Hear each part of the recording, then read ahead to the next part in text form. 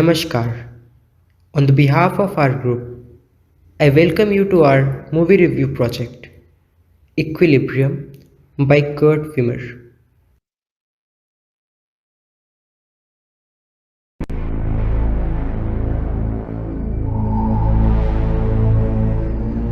In the first years of the 21st century, a third world war broke out. Those of us who survived knew mankind could never survive.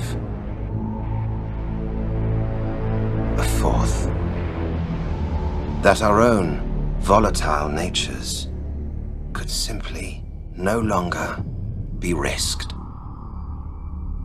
So we have created a new arm of the law. The Grammaton Cleric, whose sole task it is to seek out and eradicate the true source of man's inhumanity to man. His ability to feel.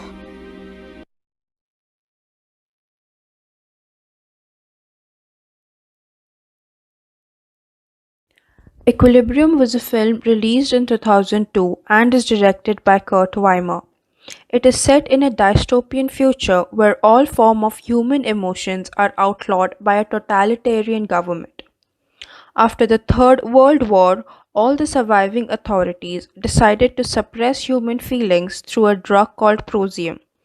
All the citizens of Libya are required to self-medicate with this drug. The state is run by the governing entity called the Tetragrammaton Council, which is headed by a father. He appears on giant screen throughout the city where he propagates his ideologies. The highest level of law enforcement officers are known as cleric, who are well trained in martial arts. The protagonist of the story, played by Christian Bale, is a devout cleric called John Preston, who has a job of executing anybody who expresses emotion. Preston is a father of two children, and his wife, Vivian, was executed as she was a sex offender. When Preston misses a daily dose of prosium, he gradually experiences feeling. As the story unfolds, Preston develops an emotional relationship with Mary, one of the sex offenders. Soon, he uncovers the underground resistance and works with them to take down the council from within, while the rest of the resistance destroys the prosium factory. There are some double crosses and twists along the way, but in the end, the underground overthrows the government.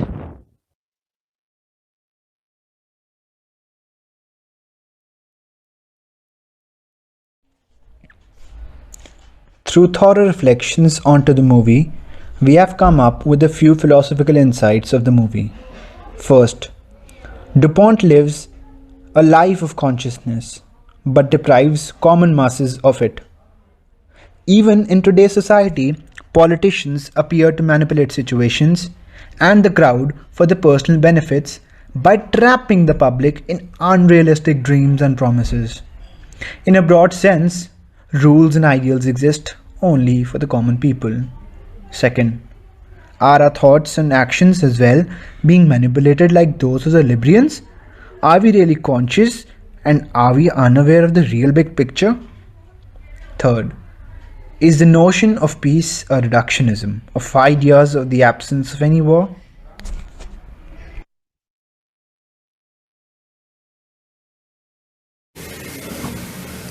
Missing the drug prosium for just one day induced emotions in lead character of the movie, Preston. This elucidates the fact expression of emotions is not just an action. Rather, emotions are a part of an individual's basic survival instinct. The citizens of Libya could not harbor feelings of love and care, yet the institution of family existed. Just like Libyans' conceptualization of family, are we actually living an unaware and blind life, following religion and traditions without any sense of their meanings and origins? And at last, a moral dilemma. Is the desire to express and embrace our feelings worth the havoc created by a potential war in the future?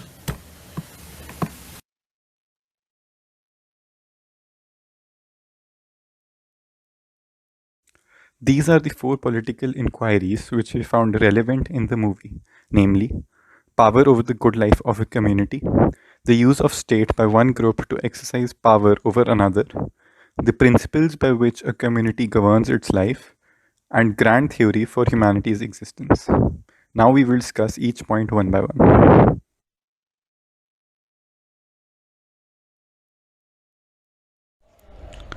After humanity's experience of the three world wars, the idea of a community with no emotions seems to be a worthy one for the maintenance of world peace.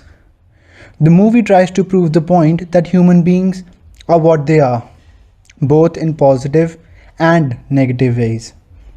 When stimulated, they react in order to protect themselves and the ones they care about. But humans aren't creatures of perfection. Greed and power has corrupted human minds from times unknown. The fact that humans need access to a certain degree of freedom and liberty is understandable, but it comes along with the figure of responsibility and a measure of control and supervision. Two different notions of a good life have been presented in the movie. First, of the Tetragrammaton Council, whose entire ideology is based on the notion of no future wars, even if it meant parting with the concept of emotions. However, for the underground, the notion of good life means an ability to possess and express emotions and enjoy a state of being oneself.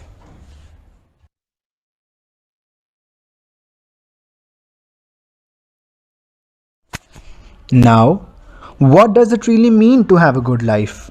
A life of peace, tranquility, equality, having a job you want, and people you love with being with you? But how would one's answer change when one is deprived of one's emotions? In such a situation, all mentioned traits of love, peace, equality have no embedded understanding in human beings.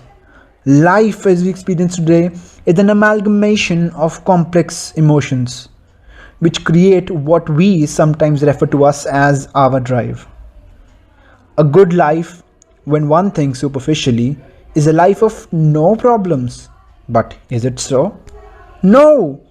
In life, one always has to face problems, and handling them helps us grow and have a better understanding of the world. A good life is when one learns from the past, feels and savors each moment in the present, and wishes to live a better future.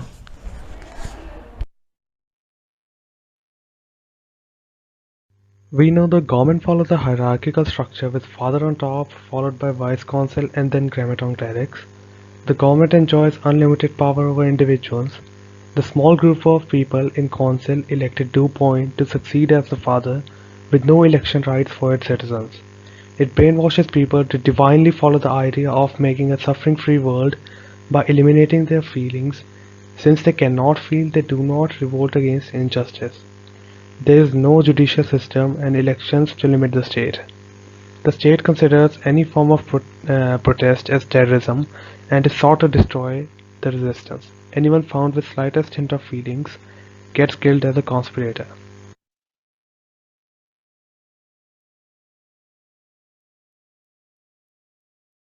According to the current democratic standards, such a government is entirely unacceptable even in developing countries, although North Korea exists. But we should not forget the formation of Liberia was wholly based on the idea of forming a feeling-free state. The survivors of World War III might have democratically agreed upon such an idea at first.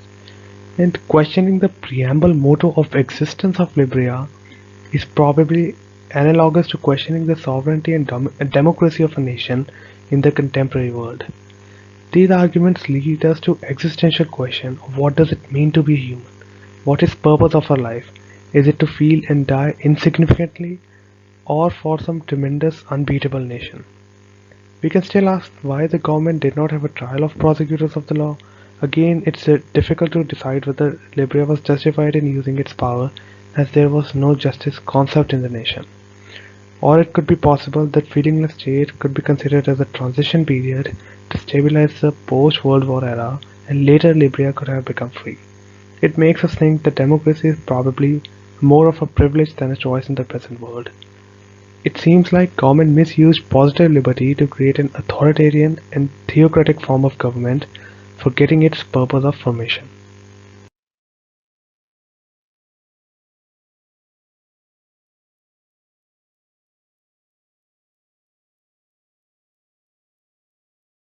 The values by which the people of Libya governed themselves. In the movie, we saw that the people of Libya were only part of one community, and that is the state itself. They were not allowed to engage in any other community. As a result, it was the state that was exclusively responsible for shaping its citizens' lives. Social institutions like family and friends did exist, but they were simply a formality. Since emotions were absent, values that define a family, such as love, kindness, and empathy, were all non existent. And therefore, in Libya, a family was simply a group of people living together. The government had set a definitive purpose for its citizens. Their only goal was technological advancement and preserving the human race. The only priority of the people was work. As a result, the people were denied the right to follow their goals and ambitions. All forms of individualism were banned.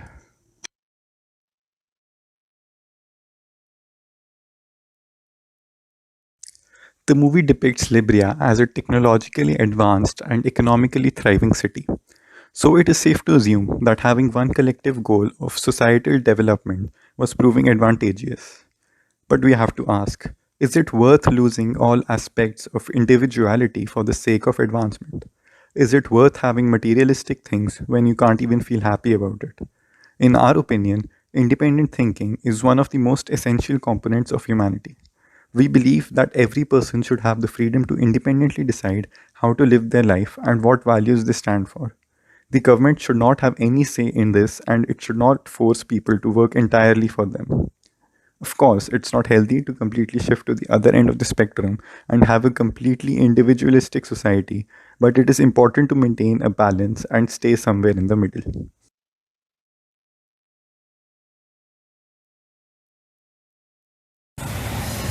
In Libya, muting of human opinions and emotions has been portrayed as the only way to prevent future wars. Libyans are unable to realize and question the conditions for their own existence. The existence of human life is all that matters. The conditions, values, and rationalities behind this existence is of no importance. Possibilities of creativity, mutual understanding, self-established peace, and agreements through debate and discussions no longer exist. Moreover, authoritarianism and totalitarianism are viewed as essential components of any peaceful society, with an ordinary citizen having no control even over the most private affairs of his own life.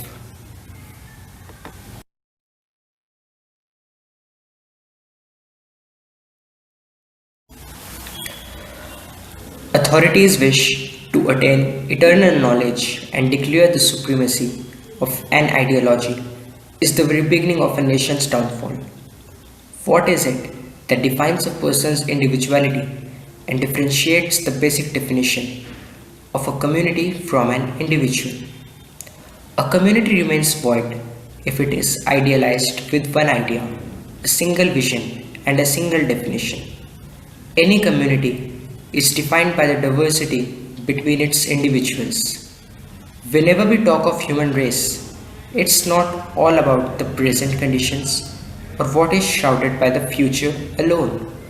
For the present is just the moment, and the future is always uncertain.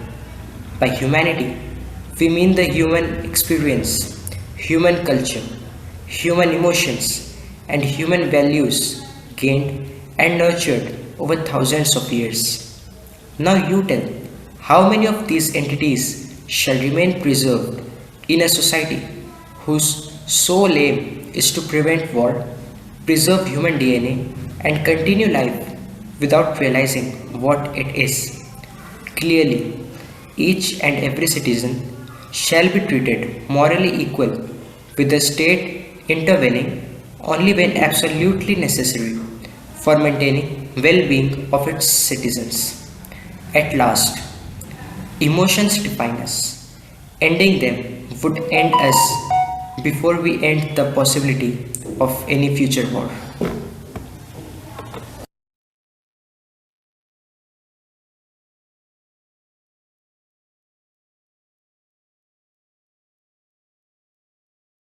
In our view, equilibrium depicts a world which might have once started with the understanding of positive sense of liberty. However, it slowly drifted into a totalitarian and theocratic form of government, or rather an undeclared dictatorship. While there had been no wars, the situation of the society depicted would have been no worse. Undoubtedly, the expression of human emotions and feelings might be quite detrimental to the society sometimes, but the movie Equilibrium depicts the fate and unconscious exploitation of any society in absence of them. What we conclude is that wars must be prevented through mutual understanding and commitment to peace. We agree that even after huge efforts, we might not be able to prevent a war. However, our aim should always be to nurture humanity and not just the human DNA. Existence of drugs like prosium would be a greater threat to humanity than any possible war today or tomorrow. We must get settled with an idea. Nothing is eternal, not even the knowledge. Anyone carries with its existence a possibility of death, an unpredicted end. So, shall we all close ourselves in a 10 cross 10 room to decrease the possible number of routes for attainment of this last fate? Or shall we live this life to the fullest till we exist?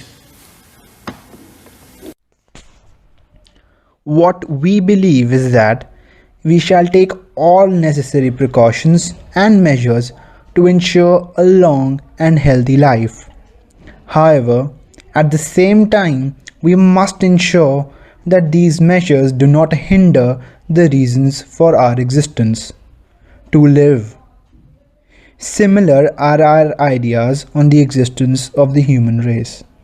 Thank you.